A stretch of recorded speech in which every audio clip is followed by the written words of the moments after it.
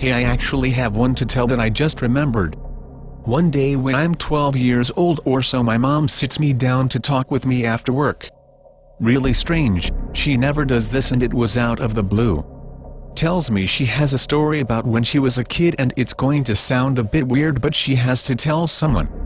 She told her dad but he's since passed away and someone else has to know. Anyway, story goes my mom was about my age when she moved into a house with her dad. They were always moving every few years, never staying in one place for too long. This house is older, in an old part of town, but is pretty nice.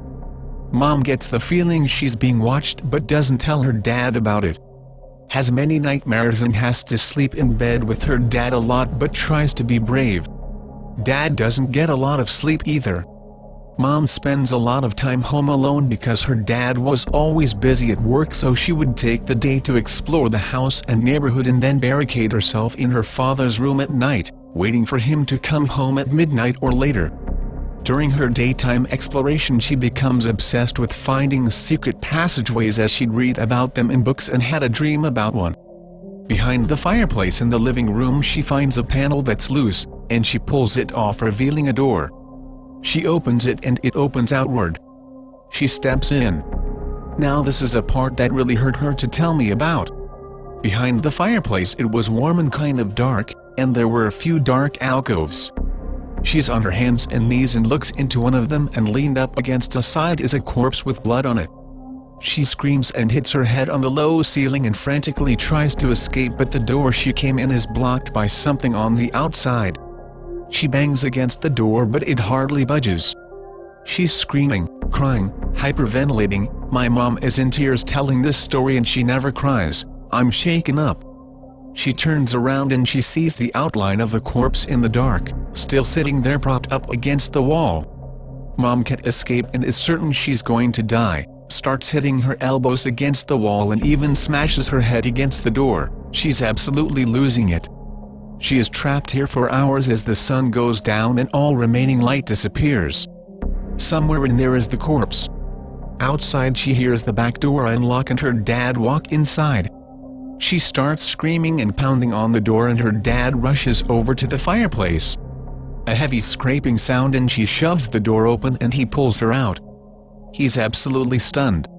Mom crying as she points into the hidden room and describes the body to her dad and how she was trapped there.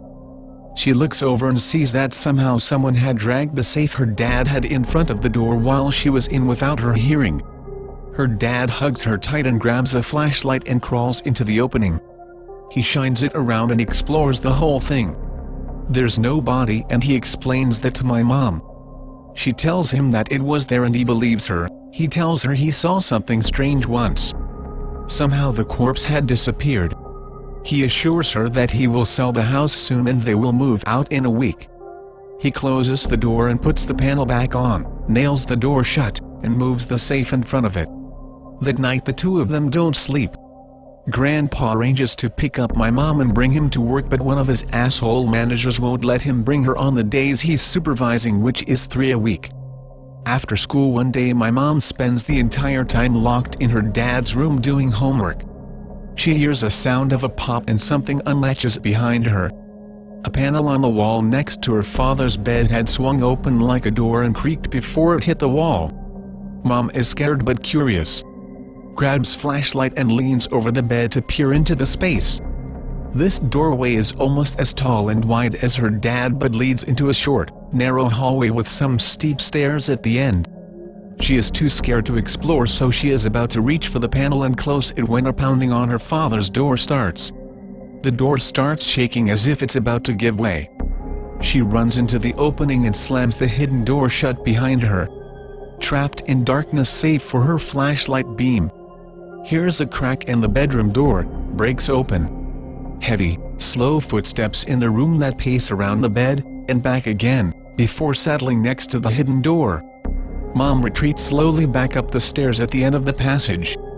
This leads her to a crawl space area above the second floor and she follows one of the paths leading towards her room. As she goes along she notices little vents and openings that one could peer out of.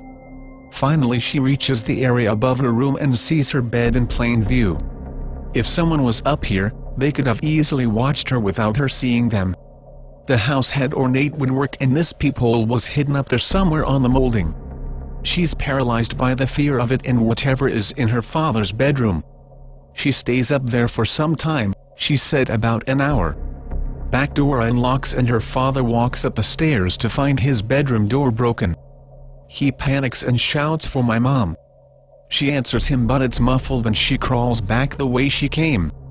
Opens hidden door and steps out to her shocked father. Explains what happened to him. He examines the passages and is deeply disturbed. That night he quits his job as they won't let him take the night off. Nowhere for them to stay until the house is sold and there it is freezing cold and snowing out. They called the police to report the intrusion, but the police are busy with other things at the moment and promise to send an officer as soon as possible. Grandpa decides out of desperation to try spending the night at the neighbors'. The two of them dress up in warm clothes and gather bags to spend the night. By now there's a foot or two of snow out and they walk to the neighbor's house. Grandpa knocks on the door but nobody answers, rings the doorbell and no response. Heads to the next house, nobody answers, then the next. Crosses the street to try again and tries 5 different houses. Both are panicking and starting to freeze. They head back to spend the night in his car but when they approach it, all the windows have been smashed. Terrified and nearly freezing, they head back inside. Grandpa's door is busted so they spend the night in Mom's room. Moves her dresser in front of the door and he locates the peephole and stuffs it full of some cotton. The two, of course, never sleep. They take turns reading a book waiting for the sun to rise, until late in the night they hear something scraping against the floor downstairs. It's the safe, being pushed along the floor. The two look at each other and Grandpa hugs her tightly. They both have tears in their eyes and Grandpa runs over to grab a knife he had by the table. Then they hear the creaking as the thing walks up the stairs and slowly towards Mom's room. Mom is shaking and silently sobbing while her dad holds her tight. The thing starts slamming on the door, absolutely wailing on it.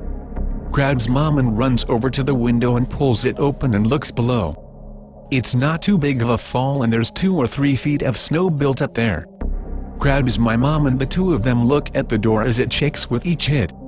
Holds her tight and jumps into a snow pile, landing on his feet very hard.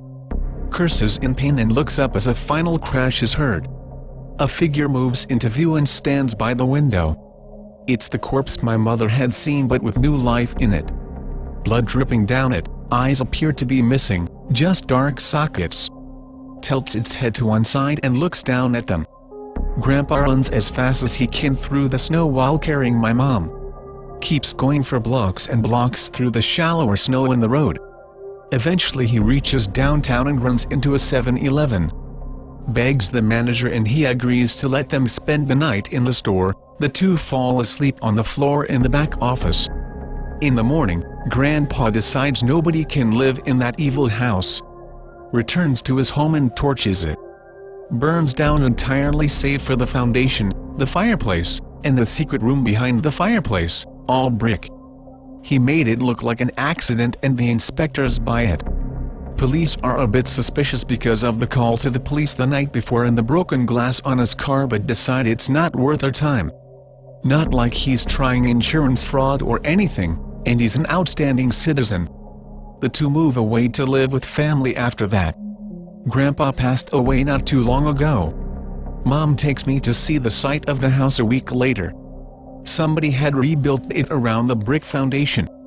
She bursts into tears and we drive away. Never talks about it again. Now, after writing all of this, I have to add that little 12-year-old me was very skeptical of the paranormal, and even of this. She told the story so well but I had to wonder if she was somehow pulling my leg. She's never done anything like that to me, though. To this day it sounds too much like a movie. Yet she swore to me that it happened and she was so disturbed by it.